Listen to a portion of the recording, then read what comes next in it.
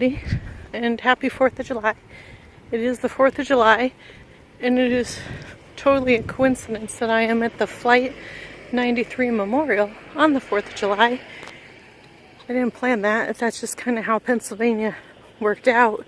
But I do have to say that it's kind of a surreal feeling when you're at a national, that's now a national historical memorial, and there's a lot of people here, but there's a sheer, I guess I should stop walking, I'm probably shaking the phone, sheer silence. It's like so quiet. It's very weird.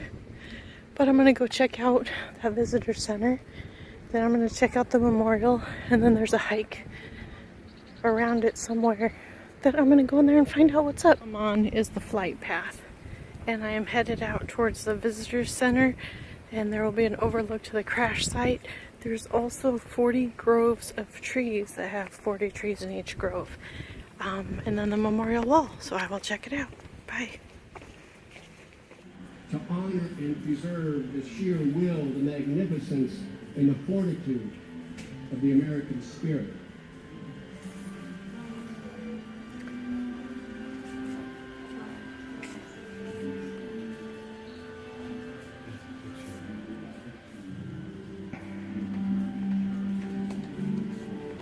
I really have no words as I walk through here.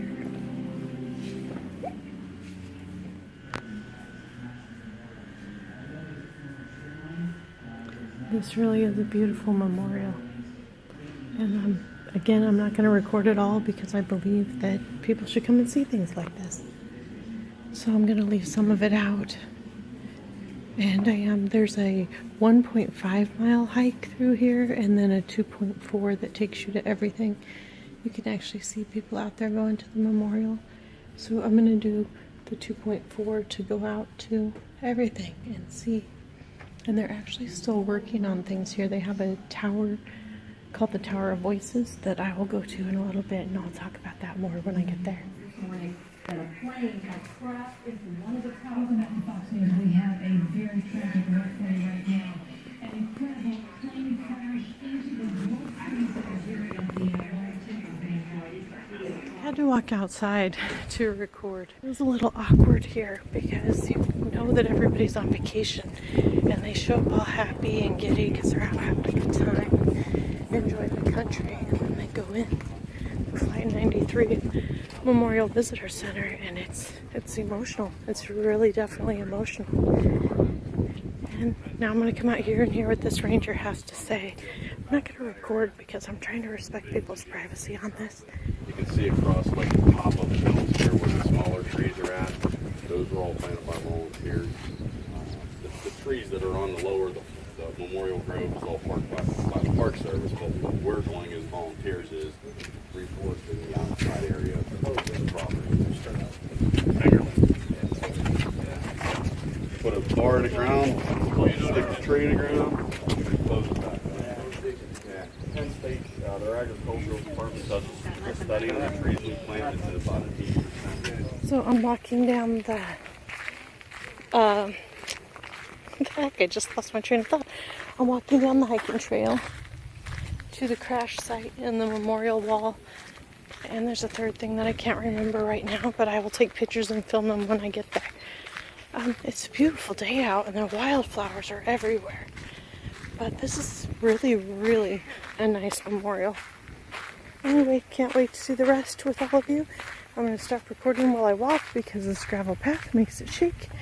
And we don't like shaky videos. As I walk along this hiking trail, I am eavesdropping on all the families and parents trying to explain what happened to their kids. And it's sad because there's a little girl behind me saying, well, why didn't they just attack the hijackers? Or why didn't they just do this? Or couldn't they have been arrested? It's amazing to me because they're so young that they don't get the concept that were already on the plane in the sky with bombs and weapons, and you can't just arrest them. And the parents haven't yet told them that the hijackers died along with all the passengers. But you could actually, if you can hear someone's brain turning, you can hear this little girl piecing it together behind me that they all died. And it's kind of sad to hear her with her dad going through the process, but also really enlightening that she's learning. And that's pretty cool. I'm sharing somebody else's family's personal story, but it's just because it makes it easy to explain and easy to let people know that some people still don't yet have an understanding, and most of us don't yet have an understanding. So I'm getting down towards the wall. I'm going to record from here so I don't disturb anybody's peace and privacy and their well wishes to the people that have passed away here. So I thought I'd record from a distance for this part. I believe they have the names of all 40 people who died on the plane on this wall with the mementos at the foot of it. And then you take the rest of the path that way and you'll be able to see the crash site out a gate, I think, that's on the other side of this wall. So this is the Flight 93 Memorial Wall.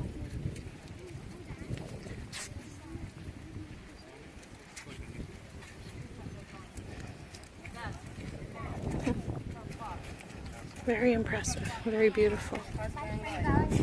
Memorial, they have the American flags out for today, and then some roses, and people have put some flowers out. It's very nice. And through this gate here is where you can actually see the crash site. Oops, sorry, just tripped over my own feet.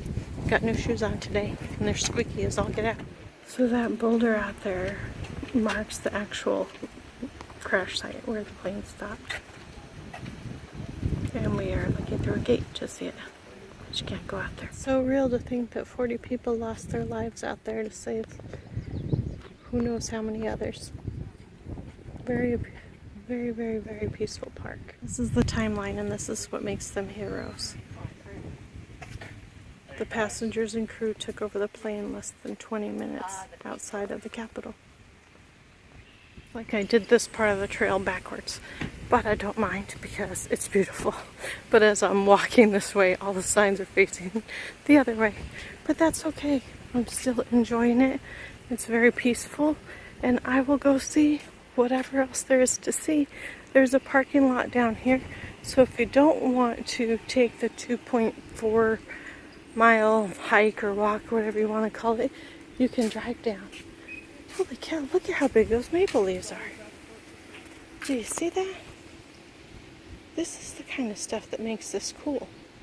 So down here they have 40 groves with 40 trees each that represent the people who died here. And the 40 people that died here died heroes. And that's an amazing feat. It's such a beautiful, peaceful place. And you can tell people are really enjoying their 4th out here. So it's very nice. I laugh because I really find this funny. This is a weird parkway, or walkway. But anyway, I have completely done this trail backwards. Up there's the memorial wall. Over there's the crash site. Over there's those memento signs that are facing backwards from where I'm at. And here's where the trail was supposed to begin. But of course, I started at the end to go back to the beginning.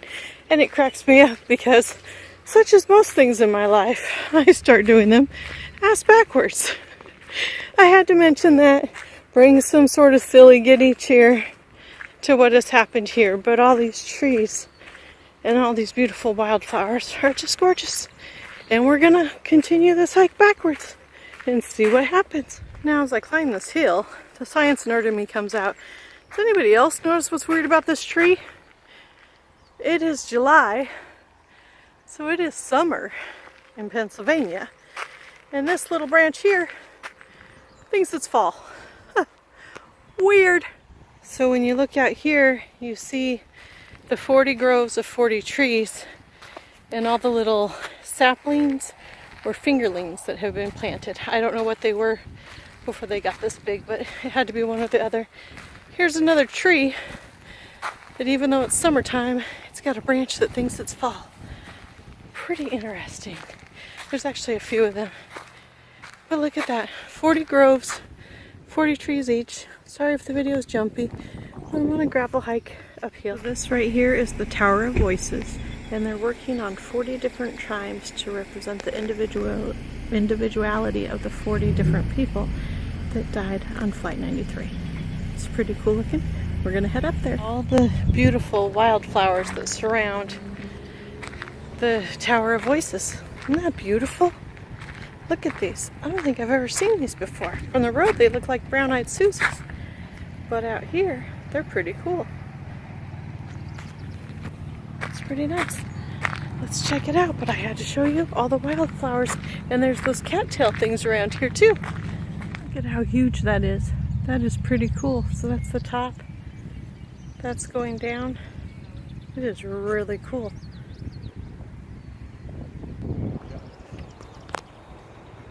The Tower of Voices. 40 chimes to represent the 40 individualities of the 40 people who died on Flight 93. So actually, even though they said that this wasn't done, which you can tell by the top, that all the chimes aren't in there. See, the bottom ones aren't, and then the top ones aren't. But as you just heard, you can hear some of them chiming with the wind. That's pretty cool. It's gotta be a great engineering feat to get that worked out. But that's pretty neat. And that's it. This is the end of the memorial for Flight 93. And I will peace out and see you down the road. Bye.